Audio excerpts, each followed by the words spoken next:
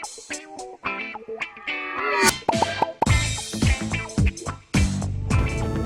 آپ کو لیے چلتے ہیں تلنگانہ کے ناگر کرنول میں۔ تلنگانہ کے ناگر کرنول میں SLBC پروجیکٹ سرنگ میں پھنسے 8 افراد کو بچانے کی کوششیں جاری ہیں۔ بچاؤ اور راحت کاری کارروائی آج 15ویں دن میں داخل ہو گئی ہے۔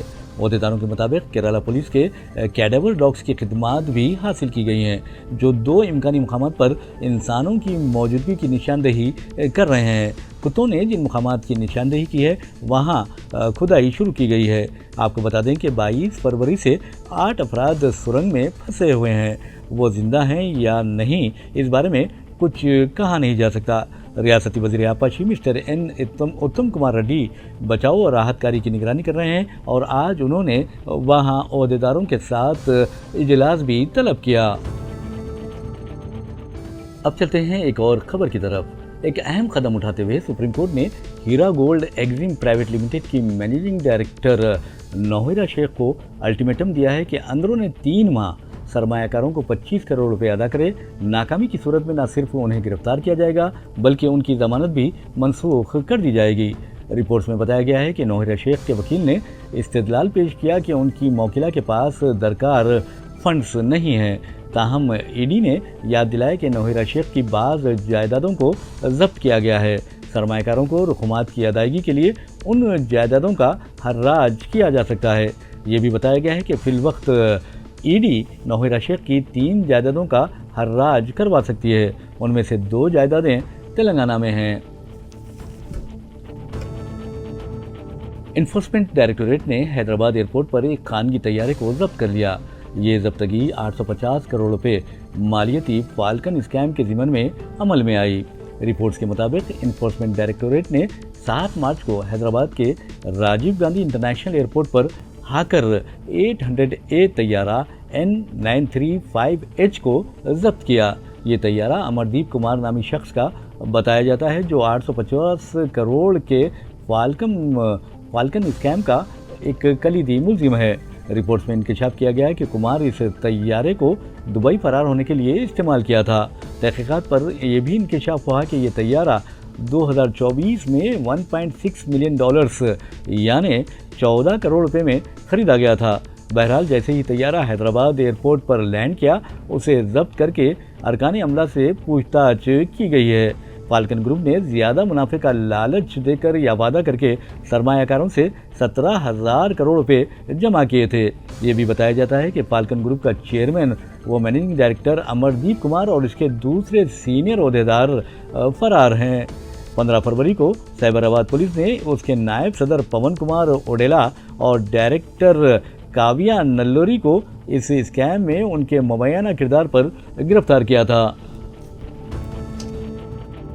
اسرائیلی خاتون کی اجتماعی عصمت ریزی سے متعلق ہے تو بہرحال کرناٹک میں پیش آئے ایک شرمناک واقعے میں 3 افراد نے 2 خواتین کی اجتماعی عصمت ریزی کی۔ متاثرہ خواتین میں ایک 27 سالہ اسرائیلی سیاح بھی شامل ہے جبکہ دوسری ہوم اسٹے اونر بتائی جاتی ہے۔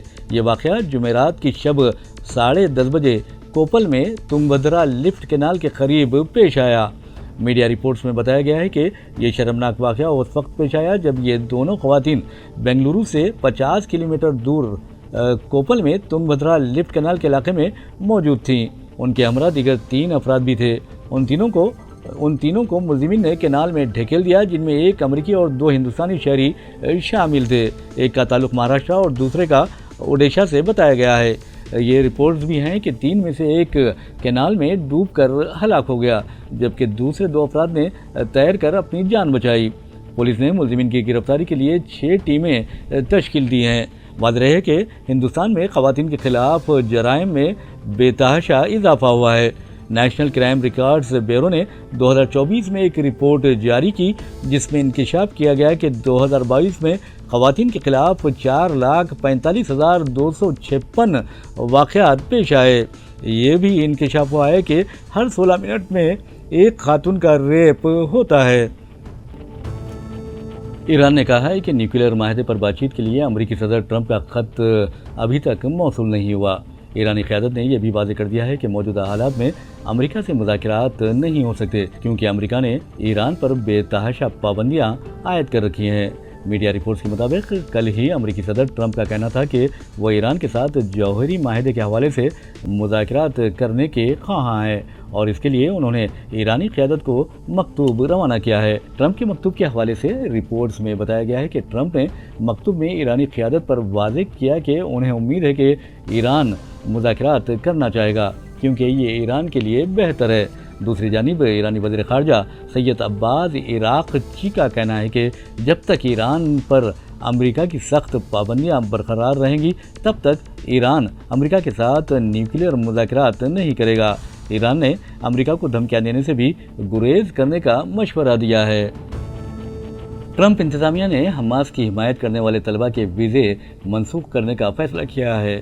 رپورٹس کے مطابق ان طلبہ کا آرٹیفیشل انٹیلیجنس کے ذریعے social media plate form check کر کے ویزے منسوخ کیے جائیں گے۔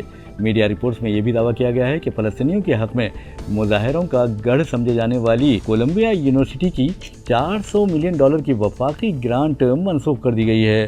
ٹرمپ انتظامیہ یہ الزام عائد کر رہی ہے کہ کولمبیا یونیورسٹی یہودی طلبہ کو ہراساں کیے جانے سے روکنے میں ناکام رہی۔ کولمبیا یونیورسٹی سے شروع ہوئے مظاہرے تقریباً امریکی یونیورسٹی تک پہنچ گئے تھے۔